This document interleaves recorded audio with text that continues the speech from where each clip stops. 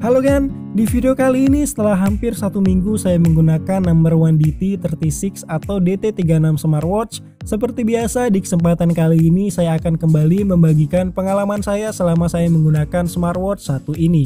Bersama saya Rama dan mari langsung aja kita mulai video reviewnya. Seperti biasa pertama-tama kita bahas dari segi build quality dan finishingnya dulu. Dari segi build quality, smartwatch ini untuk housing jamnya terbuat dari material full plastik yang ngebuat smartwatchnya jadi terasa ringan banget baik itu ketika dipegang ataupun sedang digunakan. Namun bagusnya di sini biarpun material housingnya terbuat dari material full plastik, untuk tingkat kesolidannya terasa bagus. Emang sih kalau kita bandingin dengan smartwatch yang housingnya berbahan alloy, DT36 smartwatch ini emang kalah solid. Namun balik lagi mengingat harganya yang kurang dari 300 ribuan kalau kalian belinya di seller Shopee luar negeri ya. Menurut saya untuk keseluruhan housing plastiknya udah mantep banget. Lanjut ke finishing, sayang banget nih kan di sini saya nemuin ada beberapa bagian yang terlihat sangat jelas kalau DT36 smartwatch ini memiliki finishing yang kurang rapi. Coba aja kalau housing plastiknya ini dipoles lebih detail. Saya jamin smartwatch ini bakalan kelihatan jauh lebih cakep. Selanjutnya untuk displaynya sendiri, saya di sini benar-benar ngerasa salut banget. Di harganya yang nggak sampai 300 ribuan, di sini saya bisa ngedapetin display yang luas, tajam, center dan benar-benar gonjreng parah. Dan jujur aja nih kan, pakai smartwatch ini itu rasanya seperti lagi pakai Amazfit GTS yang harganya hampir 2 jutaan.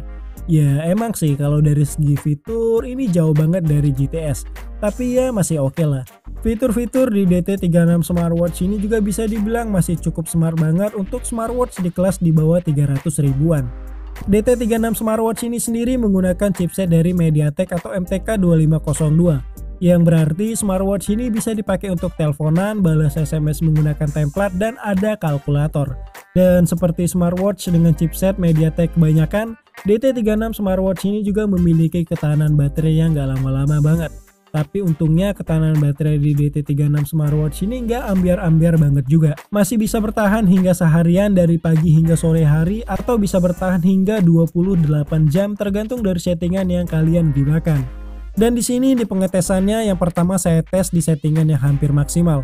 Dengan kondisi smartwatch tersambung ke smartphone dengan settingan brightness maksimal, screen timeoutnya 15 detik, lalu new notification breaknya saya set off, lalu saya mengaktifkan wake up gesture dan saya mengaktifkan fitur push notification dari beberapa aplikasi sosial media populer seperti dari Facebook, Instagram, dan WhatsApp. Dan hasilnya smartwatch ini masih bisa bertahan hingga seharian. Saya start dari jam 7 pagi dan saya baru charge lagi di jam setengah 7 malam. Di pengetesan kedua saya coba mengaktifkan menu power saving di smartwatch ini. Dan ketika saya aktifin dari settingan awal saya tadi, satu-satunya yang berubah cuma di bagian brightness-nya aja. Yang tadinya di level maksimal kini berubah menjadi di level minimal atau di level 1. Selebihnya untuk settingannya sama aja, screen timeoutnya masih 15 detik dan smartwatch-nya juga masih terhubung ke smartphone. Dan hasilnya, smartwatch ini bisa bertahan hingga 28 jam. Seperti yang saya katakan di awal, DT36 smartwatch ini menggunakan chipset dari MediaTek. Dan biasanya smartwatch dengan jenis ini itu bisa kita install VXP Workspace lewat aplikasi MediaTek Smart Device. Namun sayang untuk DT36 ini hasilnya itu gagal. Penyebabnya bukan karena nggak support, tapi melainkan keterbatasan memori seperti di W26 smartwatch kemarin.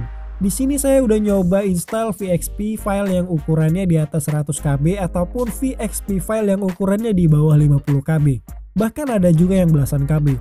Dan hasilnya semuanya sama aja. Intinya pesan yang muncul ngasih tahu kalau memorinya nggak cukup dan mau nggak mau, suka nggak suka saya cuma bisa berpuas diri dengan 6 pilihan workspace yang sudah terinstall di smartwatch ini. Selanjutnya dari segi sensor, sama halnya juga dengan smartwatch murah lainnya, sensor di smartwatch ini bisa dibilang cuma simulasi. Gak beneran bisa ngedetek detak jantung, tekanan darah, ataupun kadar oksigen di dalam darah. Lalu untuk pedometernya juga sama aja, hitungannya kadang bisa kurang, kadang bisa lebih. Hal ini dikarenakan cara kerja dari si pedometer sensornya yang cuma menghitung berdasarkan dari pergerakan tangan, bukan dari pergerakan kaki. Selanjutnya kalau kita ngomongin soal mode olahraga, di DT36 smartwatch ini tidak memiliki mode sport yang spesifik. Di sini kalau kita lihat cuma ada mode running dan gak ada mode yang lainnya. Untuk sertifikasi DT36 smartwatch ini sih katanya udah waterproof. dan memiliki sertifikasi IP67. Kalau hanya terkena hujan atau sekedar terkena percikan air sih mungkin bakalan nggak apa-apa dan nggak ada masalah. Tapi kalau kalian siram, dipakai mandi ataupun dibawa berenang, mending jangan dulu. Selanjutnya untuk fitur remote kameranya, di sini kalian tidak bisa menggunakan aplikasi kamera bawaan handphone, melainkan menggunakan aplikasi kamera yang tersedia di aplikasi Vando Apps yang sudah terinstal di smartwatch kalian. Untuk fitur kontrol musiknya juga udah bagus banget nih kan. Di sini kalian bisa melakukan full kontrol musik mulai dari play pause, next previews hingga ke kontrol volume juga bisa. Untuk jumlah karakter dari setiap notifikasi yang masuk, DT36 smartwatch ini bisa menampilkan banyak karakter. Namun sayangnya untuk DT36 smartwatch ini belum bisa ngefilter fake notification dari WhatsApp. Jadi ketika WhatsApp munculin checking new message di status bar, maka sama smartwatch ini bakalan dianggap hal itu sebagai real notif dari WhatsApp dan menyebabkan smartwatch ini bakalan bergetar dengan sia-sia. Ngomongin soal getaran, mungkin ini adalah salah satu kekurangan juga menurut saya. Saya ngerasa kalau intensitas getaran di smartwatch ini bisa dibilang kurang terasa. Di beberapa kondisi terkadang saya nggak tahu kalau ada chat yang masuk dan baru taunya kalau lagi pas ngelihat jam. Baru dari situ saya tahu kalau ada chat masuk di smartphone saya. Dan mungkin segitu dulu aja review dari number one DT36 atau DT36 smartwatch ini. Overall untuk smartwatch yang menggunakan chipset dari MediaTek yang biasanya terkenal boros banget, menurut saya DT36 smartwatch ini masih oke dan gak ambiar-ambiar banget dari segi ketahanan baterai. Mengingat mungkin smartwatch ini emang dibikin fungsinya lebih untuk sekedar ke notifier dari smartphone atau dipakai untuk komunikasi lewat Bluetooth phone call-nya, bukan untuk olahraga. Dan ini terbukti juga kalau di smartwatch ini emang nggak punya mode olahraga yang spesifik seperti di smartwatch murah lainnya. Kalau kalian emang suka dengan smartwatch yang desainnya seperti ini alias nyaplok desain dari Amazfit GTS, untuk range di harga yang sama di bawah 300 ribuan itu kalian memiliki 3 pilihan. Yang pertama ada Colmi P8, lalu ada DT35 dan terakhir ada si DT36 ini. Untuk DT35 sih saya nggak tahu dan nggak mau berkomentar karena smartwatchnya emang nggak saya review kemarin. Jadi saya kurang tahu untuk ketahanan baterai dan performa lainnya. Tapi kalau untuk Colmi P8 yang video reviewnya kalian bisa tonton dan linknya ada di sudut kanan atas, menurut saya kedua smartwatch ini memiliki kekurangan ataupun kelebihannya masing-masing. Seperti di Colmi P8 ketahanan baterainya lebih lama, watch face-nya jauh lebih banyak dan pastinya memiliki mode sport atau mode olahraga yang lebih spesifik. Kalau dibandingin dengan DT36, jelas Colmi P8 jauh lebih unggul dari segi poin-poin yang saya sebutin tadi. Namun kalau kita ngomongin soal kualitas display dan beberapa fitur lainnya seperti kalkulator, bisa balas SMS dan bisa dipakai teleponan, mungkin DT36 ini jauh lebih unggul.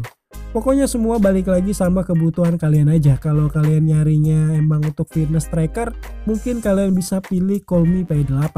Tapi kalau lebih untuk ke produktivitas dan mencari smartwatch dengan beberapa fungsi smartphone, kalian bisa memilih DT36 smartwatch ini. Pokoknya kedua smartwatch ini bakalan terasa fungsional banget asal kalian tahu dan paham cara makainya sesuai dengan kebutuhan. Untuk kekompatibelannya dengan aksesoris GTS seperti case ataupun anti gores, saya kurang tahu bakalan cocok apa enggak kalau dipakai di DT36 ini. Kalau dilihat sekilas sih kayaknya cocok, tapi tetap saya kurang tahu. Dan bagi yang tahu mungkin bisa komen di kolom komentar. Kalau untuk strapnya sih jelas bisa, dan gak perlu pakai strap yang berlabel GTS juga bisa, asal ukurannya 20 mm pasti bakalan masuk.